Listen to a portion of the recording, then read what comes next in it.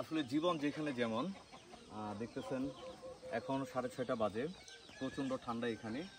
আর বাচ্চার গায়ে হচ্ছে এখানে কোনো জামা কাপড় নেই। এখানে হচ্ছে শিক্ষা, চিকিৎসা, খাদ্য, বস্ত্র সব কিছুরই অভাব। নাগরিক যে সুযোগ সুবিধা আমরা শহরে পেয়ে থাকি, এখানে কিছুই নেই, ছিটে ফোটাও নেই। দেখতেছেন এখন হচ্ছে আগুন জ্বালিয়েছে। এখানে আগুন জ্বালানো কারণ হচ্ছে জামা কাপড় নেই, বা নিজেকে গরম রাখার জামা কাপড় নেই, আগুনের উত্তাপ নেই, বাচ্চাদেরকে গরম রাখতেছে। পাড়াতে কারবারি নেই, কারবারির সাথে কালকে আমাদের পানঝিরিতে দেখা হয়েছিল, তো আজকে কারবারি ফিরবে। এই পাশটা দেখেন, এই পাশটা অসম্ভব সুন্দর। মাত্র সবাই ঘুম থেকে উঠেছে, সবাই ঘুমে যাবে।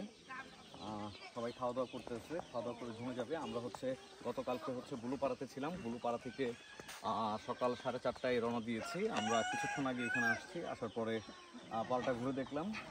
আর এখানকার জীবন ব্যবস্থা একেবারেই সেই প্রাচীনকালে মানুষ যেভাবে বসবাস করতো, এখানকার জীবন ব্যবস্থা এখন ওই রকমই আছে।